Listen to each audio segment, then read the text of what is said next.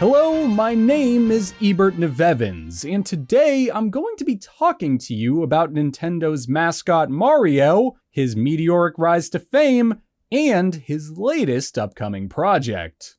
It's a tale as old as time.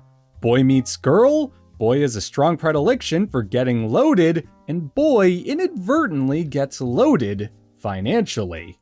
They call him Mario, which I'm told is Gaelic for Mario. However, you may know him as the famous Brooklyn plumber that rescued Pauline from Donkey Kong during 1981's infamous Manhattan Kong Be Gone outbreak, when teens and provocateurs alike began to huff the popular gorilla invasion spray for a cheap, nightmarish buzz. You may also know him from a year later when he got sky high off the stuff himself, ventured into the jungle, and kidnapped Donkey Kong as an act of intoxicated retribution. Look, I am not proud of what happened when I kidnapped Donkey Kong. But, in my defense, I was a Kong Begana. I was addicted to busting open those cans with my keys and to slurping up the pink bubblegummy goop that they say isn't safe for human consumption, and yet they've added all of these delightful flavors to it among the toxic addictives. Is it possible that you mean additives, Mario? Yeah, right, what you said, but it's also like really, really addictive. And toxic? Toxic? You want to talk to me about toxic? I held a gun to the head of a gorilla while his son was trying to rescue him in the jungle. Yeah, the stuff is toxic. They removed my liver, and Nintendo had to get me a little tiny itty bitty Rob the Robot to just filter out the alcohol when I'm drinking because I can't get Kong Begun because it's now a prescription thing.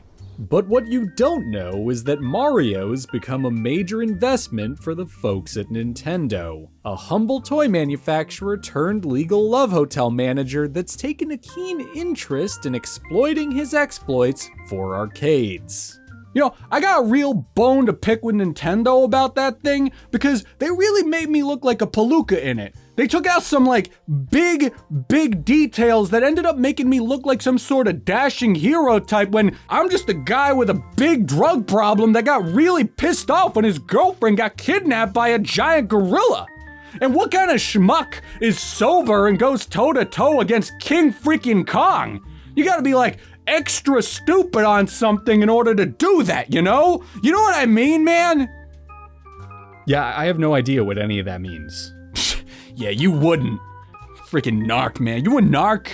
What Mario didn't understand was that Nintendo would end up transforming his likeness into a character that would marquee some of the most successful video games of all time.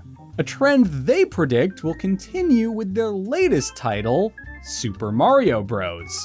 I recently sat down with the game's lead designer, Shigeru Miyamoto, a man some consider a visionary from the future, in order to hear his thoughts on how Super Mario Bros. Came to be. Eventually, we realized that Mario simply wasn't going to get clean and that we should just make a game about that instead. So we did. We followed him throughout the 5 boroughs one night while he was chasing the white horse and wrote down what he told us he was seeing. We also snuck into a screening of the Martin Scorsese movie After Hours and may have gotten some inspiration from that.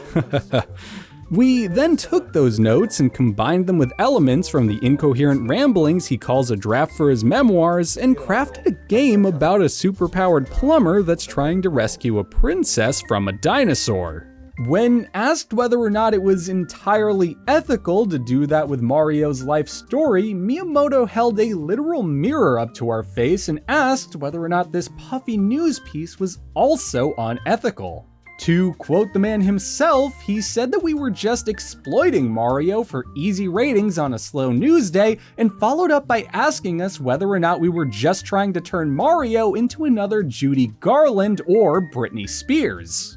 When pressed as to whether or not he was referring to the 4-year-old girl from Mississippi named Britney Spears, Miyamoto then had a sudden nosebleed and started repeating, oh God, it's 1985, oh God." He then pushed myself and my camera crew out of the room the interview was taking place in, was bathed in a strong light, and just barely closed the door before he was sucked through what could best be described as a vortex in a loud, thunderous burst of electrical energy that deafened my cameraman. Coming up next, a medical study that asks whether or not microwaves are really waving at us, something about Reagan and Star Wars because it's 1985, and a fun, uplifting story about how Gonzo from the Muppet Babies committed homicide during a burglary.